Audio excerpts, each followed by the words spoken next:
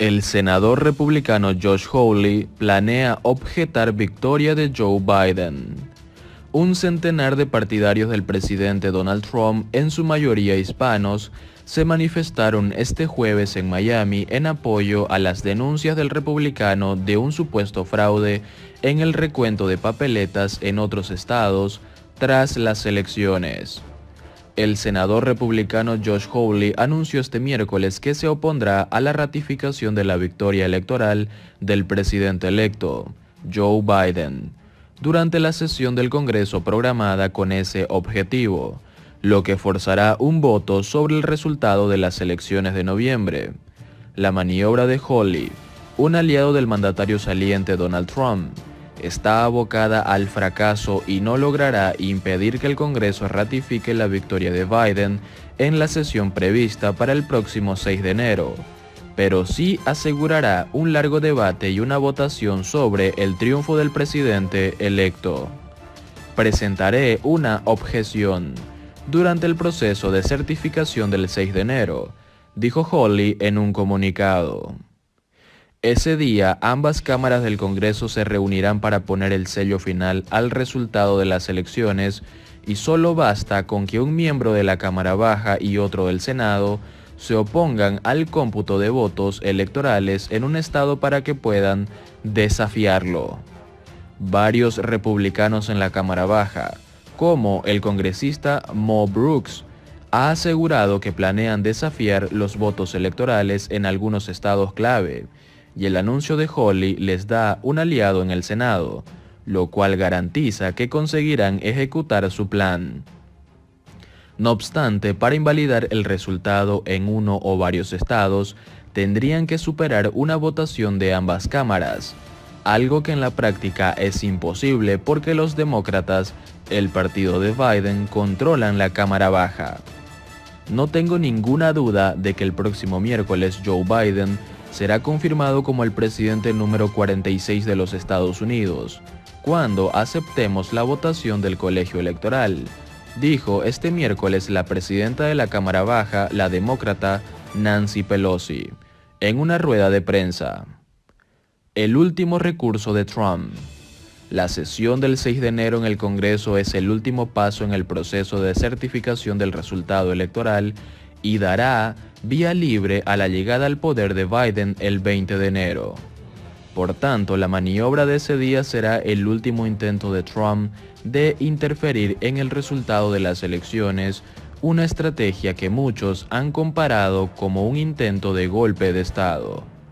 Trump ha presentado decenas de demandas fallidas para cuestionar sin pruebas el resultado en varios estados clave donde ganó Biden, y también ha presionado a funcionarios estatales para que manipularan lo votado por los estadounidenses. La victoria de Biden se hizo definitivamente oficial el pasado 14 de diciembre, cuando la confirmó el colegio electoral, y fue entonces cuando el líder republicano Mitch McConnell reconoció al demócrata como presidente electo. Pero Trump se mantuvo firme en su desafío al resultado electoral, lo que ha deteriorado su relación con McConnell, quien confiaba en evitar el debate en el Senado sobre el triunfo de Biden que planeaba desencadenar Hawley. Aunque no hay ninguna perspectiva de que la votación en el Congreso cambie el resultado de las elecciones, sí obligará a cada legislador republicano a mostrarse a favor o en contra de la batalla de Trump contra lo votado. Una última prueba de lealtad que promete llenar de tensión al partido. Además, miles de simpatizantes de Trump, entre ellos miembros del grupo de ultraderecha Proud Boys, planean manifestarse en Washington el 6 de enero para apoyar al presidente saliente. Joe Biden versus Vladimir Putin. ¿Cómo y por qué va a crecer el conflicto entre Estados Unidos y Rusia con el cambio de mando en Washington? A diferencia de Donald Trump, que evitó siempre criticar al mandatario ruso y hasta lo elogió públicamente, el presidente electo ha sido muy duro con él y tiene objetivos de política exterior que chocarán con los suyos. Joe Biden recorrió con la vista el despacho de Vladimir Putin en el Kremlin y sonrió. Es increíble lo que puede hacer el capitalismo, ¿no? ¡Qué magnífica oficina! le dijo a quien en ese momento era primer ministro de Rusia, que respondió riendo. Era marzo de 2011 y la visita del vicepresidente a Moscú se enmarcaba en uno de los tantos experimentos fallidos de la política exterior del gobierno de Barack Obama, el reseteo de relaciones con Rusia. Putin le había delegado formalmente la presidencia a Dmitry Medvedev en 2008, para cumplir con la constitución que reformaría en 2020 para no tener que volver a tomarse la molestia, pero seguía siendo el jefe de Estado de hecho. Biden, quizás no muy convencido de las probabilidades de éxito de la estrategia de Obama hacia Rusia, se acercó entonces a Putin y le dijo: «Primer ministro, lo estoy mirando a los ojos y no creo que tenga alma». Lejos de ofenderse, el ex KGB se entusiasmó con la franqueza de su interlocutor. «Nos entendemos el uno al otro», le contestó con picardía. La anécdota la contó Evan Osnos, biógrafo del presidente electo de los Estados Unidos. En un artículo publicado en 2014 en The New Yorker, la alusión al alma de Putin era una referencia a lo que George Bush había dicho 10 años antes, luego de su primer encuentro bilateral con el mandatario ruso. «Miré al hombre a los ojos. Me pareció muy directo y confiable y tuvimos un muy buen diálogo. Fui capaz de sentir su alma». Este no parece ser un concepto más para Biden.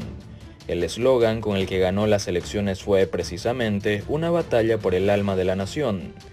La idea que asoma por detrás es que la presidencia de Donald Trump puso en cuestión cuáles son los valores centrales, el espíritu de los Estados Unidos, y es en la pretendida búsqueda de defender algunos de esos principios, como la promoción de la democracia y sobre todo la solidaridad con los aliados históricos, que Biden terminará chocando con Putin. Es cierto, hay razones estructurales geopolíticas que son más importantes para entender la matriz del enfrentamiento entre Estados Unidos y Rusia. Eso es lo que explica por qué el conflicto se mantuvo durante el gobierno de Trump, que tan buena sintonía tuvo con Putin. Pero a diferencia de Trump, Biden se encolumna en la larga lista de líderes estadounidenses que ven a su país como el principal sostén del vapuleado orden liberal global, que el Kremlin ha intentado debilitar por considerarlo una amenaza a su modelo de gobierno y a su influencia internacional. Es en ese punto donde parece inexorable una mayor tensión entre Washington y Moscú a partir del 20 de enero. La toma de posesión de Biden marcará un punto de inflexión en la política exterior de Estados Unidos hacia Rusia, y Vladimir Putin lo sabe. Entre otras cosas, aumentará la amenaza de sanciones a Rusia por sus actividades en el mundo diseñadas para socavar la democracia o amenazar la estabilidad. Sin embargo, habrá otra diferencia fundamental que ha recibido muy poca atención y que, irónicamente, ofrece alguna esperanza para el futuro. Biden restaurará el profesionalismo de la diplomacia que ha estado muy ausente durante los años de Trump. Anthony Blinken, el nuevo secretario de Estado, interactuará con su par ruso de manera directa y frecuente, por canales diplomáticos normalizados.